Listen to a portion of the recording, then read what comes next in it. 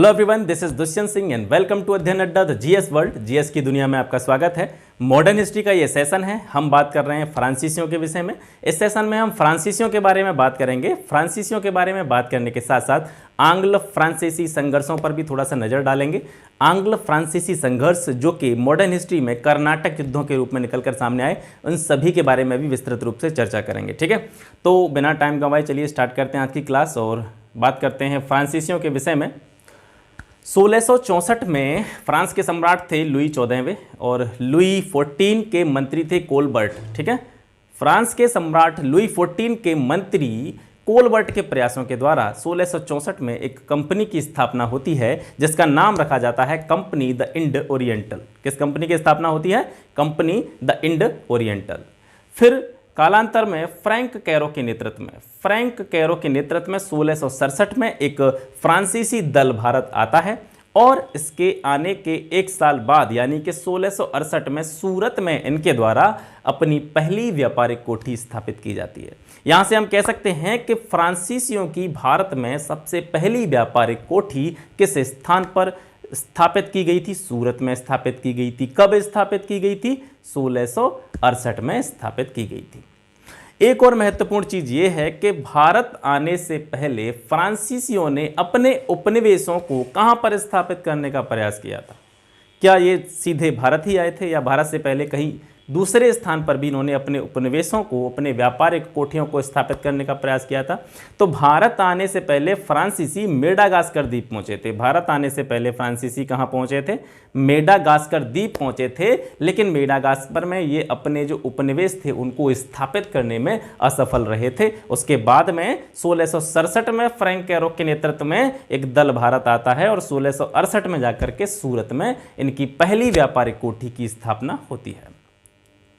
इसके एक वर्ष बाद यानी 1669 ईस्वी में मसूलीपत्तनम में दूसरी फ्रांसीसी व्यापारिक कोठी का निर्माण किया जाता है। अब थोड़ा सा बात करते हैं पौंडीचेरी की स्थापना के विषय में और मैं इसको इस तरीके से आपको बताने का प्रयास करूंगा कि इसका पूरा इतिहास, इसकी पूरी हिस्ट्री आपकी समझ में आ जाए, इसकी इमेज आपके दिमाग में बन जाए। ठीक है, तो पौंडीचेरी की स्थापना होती है 1673 में। इसकी स्थापना का इतिहास क्या है? इसकी स्थापना के इतिहास के बारे में जानते हैं। 1673 में फ्रैंको मार्टिन एवं बेलांग द लेस्पिने, ये दो व्यक्ति थे। इन्होंने शेर खां लोदी से एक छोटा सा गांव प्राप्त किया था। शेर खां लोदी कौन था? शेर खां लोदी वलकोंडपुरम का मुस्लिम सूबेदार हुआ करता था। वलकोंडपुरम का मुस्लिम सूबेदार था शेर खां लोदी, और शेर खां लोदी से फ्रैंको मार्टिन और वेलांग द लेस्पिने नाम के दो व्यक्तियों ने एक छोटा सा गांव प्राप्त किया था और इसी छोटे से गांव को इन्होंने आगे चलकर फ्रांसीसी बस्ती के रूप में स्थापित किया और यही फ्रांसीसी बस्ती आगे चलकर पांडिचेरी के रूप में आपको देखने को मिलती है या परिलक्षित होती है।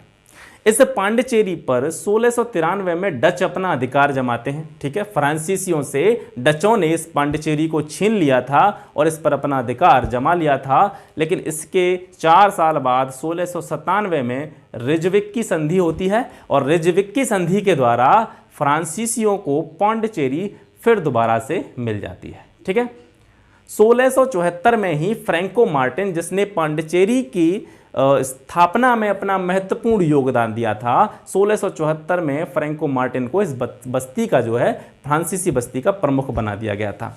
फिर 1706 तक ये जो है गवर्नर के रूप में भी, फ्रांसीसी गवर्नर के रूप में भी, या फिर पांडिचेरी में फ्रांसीसी गवर्नर के रूप में भी 1706 तक लगातार ये कार्य करता रहा था। ठीक है, आगे बढ़ते हैं। 1701 में पांडिचेरी को पहली सभी फ्रांसीसी बस्तियों का मुख्यालय बनाया गया।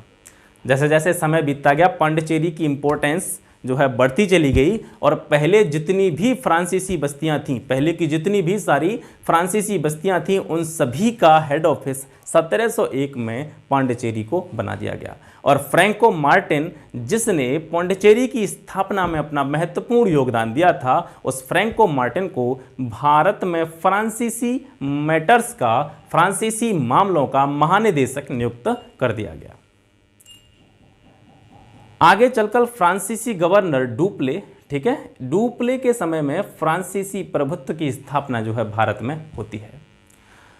डुप्ले के समय में भारत में फ्रांसीसी प्रभुत्व देखने को मिलता है और आप जानते हैं कि फ्रांसीसियों ने भी काफ़ी सारे उपनिवेश इस समय तक भारत में स्थापित कर लिए थे, लेकिन अंग्रेज जो थे, ब्रिटिश जो थे, एक बड़ी शक्ति के रूप में उभर कर सामने आ रहे थे। तो कहीं ना कहीं फ्रांसीसियों और ब्रिटेन की अंग्रेजी ताकतों के बीच में टकराव की स्थिति उत्पन्न जो है होने लगी और ये कहीं ना कहीं परिणत हुई आंग्ल फ्रांसीसी संघर्षों के रूप में या कर्नाटक युद्धों के रूप में। तो इनके इतिहास को जानते हैं। आंग्ल फ्रांसीसी संघर्ष के इतिहास के बारे में थोड़ा सा बात करते हैं। जब अंग्रेज आए थे इंडिया में और उसके बाद में जो है फ्रांसीसियों के आगमन हुआ, तो अंग्रेज और फ्रांसीसी दोनों का ही जो प्रारंभिक मोटिव था, इनका जो उद्देश्य था, वो स्टार्टिंग में क्या था, व्यापार करना था। ठीक है, चाहे अंग्रेज हों चाहे फ्रांसीसी हों, इनका प्रारंभ में एक ही उद्देश्य था कि हमें भारत में व्यापार करना है। लेकिन चाहे अंग्रेज हों चाहे फ्रांसीसी हों, बाद में ये जो है भारतीय राजनीति की तरफ, भारत में अपने जो है पॉलिटिकल अपनी पावर बनाने की तरफ जो है उन्मुख होने लगते हैं। अब दोनों ही, क्योंकि अंग्रेज भी काफ़ी बड़ी शक्ति थे, फ्रांसीसी भी काफ़ी बड़ी शक्ति थे, दोनों ने व्यापार के रूप में भारत में अपना कार्य स्टार्ट किया था। लेकिन कालांतर में धीरे धीरे इनकी नीयत बदलती चली गई और ये भारत की राजनीति में जो है इंटरेस्ट लेने लगे। और जब दोनों ही ताकतें भारत की राजनीति में इंटरेस्ट लेने लगीं, तो आप जानते हैं कि एक म्यान में कभी भी दो तलवारें नहीं रह सकती हैं। तो फिर इन दोनों शक्तियों के बीच में टकराव की स्थिति उत्पन्न हुई, संघर्ष की स्थिति उत्पन्न हुई और यही संघर्ष कर्नाटक युद्धों के रूप में आधुनिक भारत के इतिहास में देखने को मिलता है। ठीक है, ये जो संघर्ष थे या जो कर्नाटक युद्ध थे या आंग्ल फ्रांसीसी संघर्ष था, यह लगभग 20 वर्षों तक चला और 20 वर्षों के संघर्ष ने यह डिसाइड कर दिया कि भारत पर कौन शासन करेगा। ठीक है, फ्रांसीसी कंपनी इसमें अपना प्रभुत्व स्थापित करने में विफल रही और अंग्रेजों ने फ्रांसीसियों के ऊपर विजय प्राप्त करके ये दिखा दिया कि वो भारत के अगले शासन करने वाले हैं या भारत पर आने वाले समय में शासन कौन करेगा, ये अंग्रेजों ने दिखा दिया, यानी अंग्रेजों ने अपना प्रभुत्व स्थापित कर लिया। अब थोड़ा बात कर लें कर्नाटक के प्रथम युद्ध के बारे में। ये 1746 से लेकर 48 तक चला। यूरोप में अंग्रेजों और फ्रांसीसियों के बीच में युद्ध पहले से ही चल रहा था और ये युद्ध संबंधित था ऑस्ट्रिया के उत्तराधिकार से संबंधित। ठीक है, ऑस्ट्रिया पर, यूरोपीय कंट्रीज में ऑस्ट्रिया पर अंग्रेज भी अपना उत्तराधिकार जो है ऑस्ट्रिया के उत्तराधिकार में ये भी अंग्रेज भी जो है इंटरेस्ट ले रहे थे, उधर से फ्रांसीसी भी इंटरेस्ट ले रहे। तो इन पर यूरोप में पहले से ही संघर्ष की स्थिति इनके बीच में थी। तो कर्नाटक का प्रथम युद्ध जो भारत में हुआ था, तो कह सकते हैं इसके बारे में कि यूरोप में आंग्ल फ्रांसीसी संघर्ष ऑस्ट्रिया के उत्तराधिकार को लेकर जो हो रहा था, भारत में जो कर्नाटक युद्ध हुआ था पहला, ये कहीं ना कहीं इसी युद्ध का जो है विस्तारित रूप था। ठीक है, और युद्ध की पहल के बारे में बात करें तो युद्ध की शुरुआत अंग्रेजों ने की थी। अंग्रेजों ने क्या किया था, फ्रांसीसियों के जलपोत पकड़ लिए थे। डुप्ले ने कर्नाटक के नवाब अनवरुद्दीन से प्रार्थना की कि जो जलपोत पकड़ लिए गए हैं अंग्रेज़ों के द्वारा वो छुड़ा दिए जाएं। लेकिन अनवरुद्दीन ने डुप्ले की सहायता भी की, लेकिन अंग्रेज़ों ने इनका जो है एक भी बात नहीं सुनी। अंग्रेज़ों ने इनकी एक भी बात नहीं मानी अनवरुद्दीन की। बाद में क्या किया, डुप्ले ने फ्रांसीसी गवर्नर ला बुर्डोने की सहायता से मद्रास पर अधिकार कर लिया। ठीक है, मद्रास पर अधिकार कर लिया। अंग्रेज़ों ने नवाब से सहायता मांगी। अंग्रेज़ों ने फिर क्या किया, नवाब से सहायता मांगी अनवरुद्दीन से, एवं सेंट थॉम के युद्ध की यहीं से नींव पड़ जाती है। ठीक है, सबसे पहले क्या किया था, थोड़ा सा विस्तार से देखते हैं। सबसे पहले क्या किया था, अंग्रेज़ों ने फ्रांसीसियों के जहाज़ पकड़ लिए और डुप्ले ने क्या किया, डुप्ले कौन था, फ्रांसीसी गवर्नर था। तो डुप्ले ने क्या किया, कर्नाटक का जो नवाब था अनवरुद्दीन, उससे रिक्वेस्ट की कि वो उसकी हेल्प करे, क्योंकि अंग्रेज़ों ने उसके जलपोत पकड़ लिए हैं। तो बाद में जो है अनवरुद्दीन से प्रार्थना करने के बाद भी अंग्रेज़ नहीं माने, तो बाद में डुप्ले ने फ्रांसीसी गवर्नर ला बुर्डोने की सहायता ली और ला बुर्डोने की सहायता से उसने मद्रास पर अधिकार कर लिया। फिर इससे अंग्रेज विचलित हो गए। अब अंग्रेज गए नवाब से सहायता मांगने के लिए। ठीक है, तो यहीं से कहीं ना कहीं अंग्रेज़ों और फ्रांसीसियों में एक विवाद उत्पन्न हुआ और यहाँ से एक नींव पड़ी सेंट थॉम के युद्ध की। ठीक है, इसको सेंट थॉम भी कहा जाता है कई कई जगह पर, और कई कई जगह पर इसको सेंट थॉम भी कहा जाता है। तो सेंट थॉम का युद्ध को ही प्रथम कर्नाटक युद्ध के रूप में जाना जाता है मुख्य रूप से, और ये हुआ था 1748 में। अब इसकी पृष्ठभूमि के बारे में थोड़े से बात करते हैं। ये युद्ध जो हुआ था फ्रांसीसी सेना और नवाब अनवरुद्दीन के बीच में हुआ था। फ्रांसीसी सेना और नवाब कर्नाटक का जो नवाब था, नवाब अनवरुद्दीन, इसकी सेनाओं के बीच में हुआ था। फ्रांसीसी सेनाओं का नेतृत्व किया था कैप्टन पैराडाइज ने, और अनवरुद्दीन की सेना का नेतृत्व किया था इसके सेनापति महफूज खां ने। कैप्टन पैराडाइज के नेतृत्व में फ्रांसीसी सेना ने महफूज खां के नेतृत्व वाली नवाब अनवरुद्दीन की सेना को पराजित कर दिया, हरा दिया। ठीक है, अब इसका परिणाम या महत्व क्या निकला आगे के समय के लिए?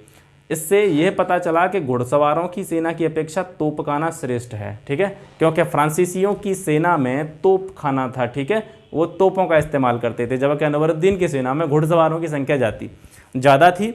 संख्यात्मक रूप से देखें या संख्यात्मक बल के रूप से देखें तो फ्रांसीसियों की जो सेना थी वो काफ़ी छोटी थी, जबकि अनवरुद्दीन की सेना उससे दोगुनी तिगुनी जो है ज़्यादा थी।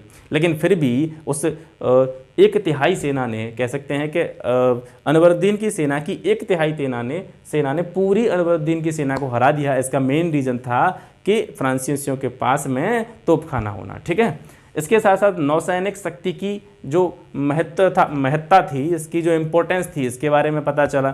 इसके साथ साथ यूरोपियों की जो सेना थी वो अनुशासित थी, जबकि नवाब अनवरुद्दीन की सेना थी उसमें अनुशासन की कमी थी।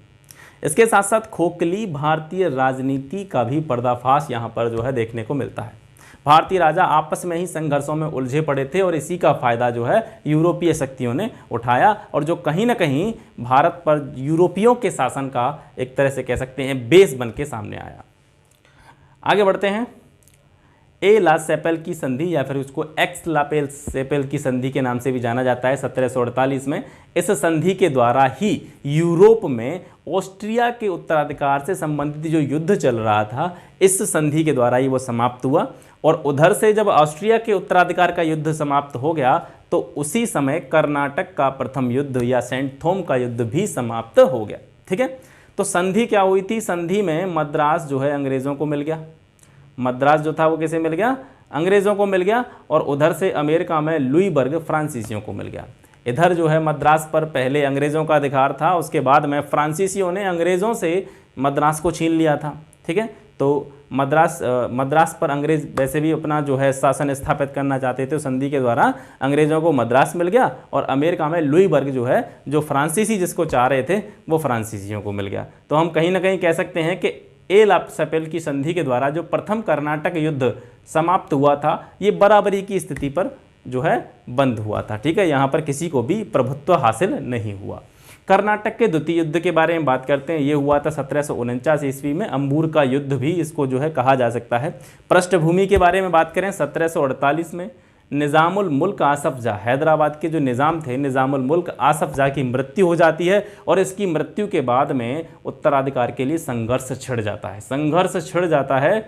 संघर्ष में क्या होता है कि हैदराबाद का निज़ाम बनने के लिए जो निज़ाम का उत्तराधिकारी था वो था नासिर जंग, ये निज़ाम का उत्तराधिकारी था। ठीक है, लेकिन इसका विवाद हो जाता है निज़ाम के भांजे मुजफ्फर जंग से। ठीक है, इसका विवाद जो हो जाता है निज़ाम के भांजे मुजफ्फर जंग से इसका विवाद हो जाता है। तो इन दोनों में तो हैदराबाद का निज़ाम बनने के लिए विवाद था। उधर से कर्नाटक के नवाब थे अनवरुद्दीन। ठीक है, कर्नाटक का नवाब था अनवरुद्दीन, इसका चंदा साहब से विवाद हो जाता है। चंदा साहब भी कर्नाटक का नवाब बनना चाहता था। चंदा साहब कौन था? अनवरुद्दीन का बहनोई था। चंदा साहब अनवरुद्दीन का बहनोई था। तो इस तरीके से निज़ामुल मुल्क आसफ जाह की मृत्यु के बाद में हैदराबाद और कर्नाटक पर अपना अपना आधिपत्य स्थापित करने के लिए संघर्ष की स्थिति उत्पन्न हो जाती है। ठीक है, हैदराबाद का निज़ाम जो है नासिर जंग बनना चाहता था, मुजफ्फर जंग भी बनना चाहता था, दोनों में यहाँ पे विवाद था। कर्नाटक का नवाब अनवरुद्दीन भी बनना चाहता था, चंदा साहब भी बनना चाहता था, यहाँ पे विवाद था। तो इस विवाद की स्थिति को देख करके इसका सबसे बड़ा फ़ायदा उठाया डुप्ले ने। ठीक है, डुप्ले ने इसका राजनीतिक लाभ उठाने के लिए क्या किया, इधर से वो मुजफ्फर जंग से मिला और इधर से चंदा साहब से मिला। निज़ाम बनाने के लिए उसने जंग के ऊपर अपना हाथ रखा और कर्नाटक का नवाब बनाने के लिए उसने चंदा साहब के ऊपर हाथ रखा।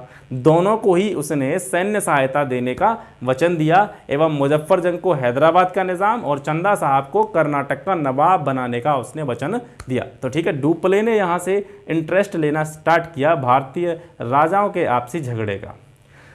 कालांतर में समय बीतता है और 1749 में मुजफ्फर जंग, चंदा साहब और डुप्ले तीनों की संयुक्त सेना, ठीक है, मुजफ्फर जंग, चंदा साहब और डुप्ले तीनों की संयुक्त सेना के द्वारा कर्नाटक पर आक्रमण किया जाता है। और कर्नाटक पर आक्रमण करने के बाद में कर्नाटक के जो पहले से ही नवाब थे अनवरुद्दीन, उसकी मृत्यु कर दी जाती है या उसकी हत्या कर दी जाती है। अंग्रेज़ों ने निज़ाम के पद पर नासिर जंग का पक्ष लिया, ठीक है। फ्रांसीसी हैदराबाद का निज़ाम किसको बनाना चाहते थे? मुजफ्फर जंग को। अब अंग्रेज़ों ने किसका पक्ष लेना स्टार्ट किया? अंग्रेज़ों ने नासिर जंग का पक्ष लेना स्टार्ट किया, ठीक है। तो नासिर जंग और अंग्रेज़ मिलकर के एक हो गए। नासिर जंग और अंग्रेज़ों ने मिलकर के कर्नाटक पर आक्रमण कर दिया और फ्रांसीसियों की जो संयुक्त सेना थी, जिसमें किस किस की सेना थी? मुजफ्फर जंग की, चंदा साहब की, डुप्ले की, इन तीनों की जो संयुक्त सेना थी, ठीक है, उसको नासिर जंग और अंग्रेज़ों की सेना ने पराजित कर दिया 1750 में, ठीक है। अब नासिर जंग क्या बन गया? अब नासिर जंग जो है निज़ाम बन जाता है, लेकिन क्या होता है कि नासिर जंग की सेना में विद्रोह हो गया। नासिर जंग की सेना में विद्रोह हो गया और उसी विद्रोह में नासिर जंग की जो है मृत्यु हो जाती है। अब फिर दोबारा डुप्ले के पक्ष में गेंद चली जाती है। अब डुप्ले ने फिर दोबारा से मुजफ्फर जंग को जो है निज़ाम बना दिया। मुजफ्फर जंग फ्रांसीसी अधिकारी बुस्सी के साथ में, एक फ्रांसीसी अधिकारी थे बुस्सी, मुजफ्फर जंग जो था फ्रांसीसी अधिकारी बुस्सी के साथ में पांडिचेरी जा रहा था, तो उस रास्ते में ही उसकी हत्या हो जाती है। फिर दोबारा से यहाँ पर एक सिस्टम खराब हो जाता है निज़ाम का। तो मुजफ्फर जंग के बाद में निज़ाम का दूसरा पुत्र जो था सलावत जंग, उसी को ही अधिकारी बुस्सी ने निज़ाम बना दिया। फिर धीरे धीरे समय बीतता गया और लास्ट में अंग्रेज़ों ने अपना जो है अपने दिमाग का इस्तेमाल करते हुए, अपने बल का इस्तेमाल करते हुए, अपना खुद का जो समर्थक था, अंग्रेज़ों का जो प्रत्याशी था मोहम्मद अली, इसको जो है हैदराबाद का नवाब बना दिया। 1754 में फ्रांसीसी सरकार ने डुप्ले को बुला लिया। 1756 में फ्रांसीसी सरकार ने डुप्ले को वापस बुला लिया और डुप्ले के स्थान पर गोडेहू को पांडिचेरी का गवर्नर बना के भेजा।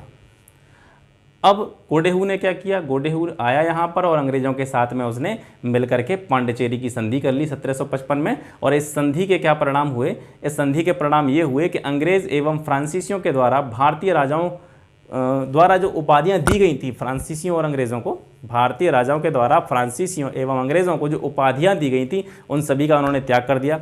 इसके साथ साथ अंग्रेज़ एवं फ्रांसीसियों ने यह वचन दिया कि वे भारतीय राजाओं के आपसी झगड़े में कोई भी इंटरफेयर नहीं करेंगे, किसी भी प्रकार का कोई भी हस्तक्षेप नहीं करेंगे, ठीक है। हालांकि डुप्ले से सहमत नहीं हुआ था, डुप्ले को ये बात जो है काफ़ी ख़राब लगी थी।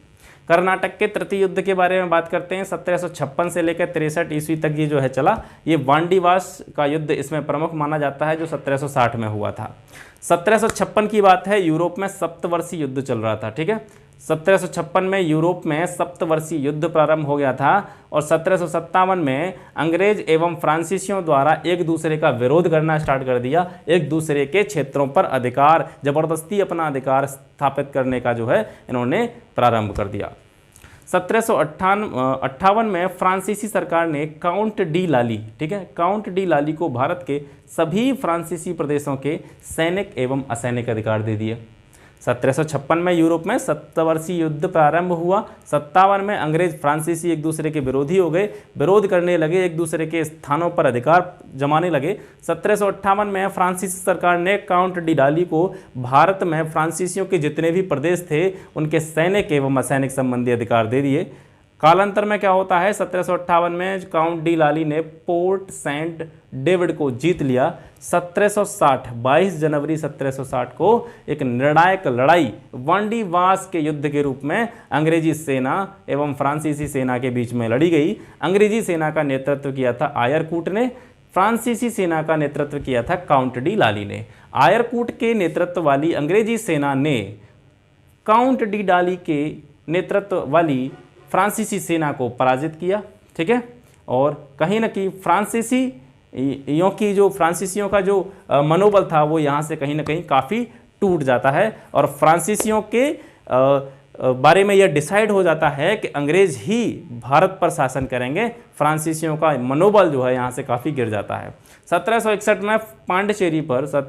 में पांडिचेरी पर भी अंग्रेज़ों ने अधिकार कर लिया और धीरे धीरे 1762 से 63 तक फ्रांसीसियों ने अपने समस्त भूभाग जो थे जिन पर वो पहले से अधिकार जमा के बैठे थे वो अंग्रेज़ों के हाथों खो दिए। ठीक है, 1763 में फिर होती है पेरिस की संधि और इस पेरिस की संधि के द्वारा यूरोप में जो सप्तवर्षीय युद्ध प्रारंभ हुआ था वो समाप्त हो जाता है और इस संधि के तहत फ्रांसीसियों को भारत में उनके सभी कारखाने वापस कर दिए जाते हैं। जितने भी कारखाने थे फ्रांसीसियों के वो सभी अंग्रेज़ों ने ले लिए थे। तो पेरिस की संधि के द्वारा फ्रांसीसियों के सभी कारखाने उनको वापस दे दिए गए, लेकिन उनसे भारत में या भारत की राजनीति में हस्तक्षेप संबंधी सारे अधिकार जो है छीन लिए गए। अब फ्रांसीसियों की स्थिति भारत में केवल एक मर्चेंट की रह गई थी, केवल एक व्यापारी की रह गई थी। फ्रांसीसी केवल व्यापार तक ही सीमित हो गए थे। ठीक है, तो यहाँ से जो है अंग्रेज़ों का जो है प्रभुत्व स्थापित हो जाता है और आगे चल करके अंग्रेज ही भारत पर शासन करते हैं और काफ़ी लंबे समय तक यानी 200 वर्षों तक जो है भारत को अपने अधीन बना करके रखते हैं, अपना गुलाम बना करके रखते हैं। ठीक है, ये हो गया भारत में यूरोपियों के आगमन से संबंधित पूरा सेशन। और इसके बाद में नेक्स्ट क्लास में हम बात करेंगे उत्तरवर्ती मुगल सम्राटों के बारे में या उत्तरवर्ती मुगल राजवंश के बारे में। तो फिर मिलते हैं आपसे अगली वीडियो में, तब तक के लिए नमस्कार।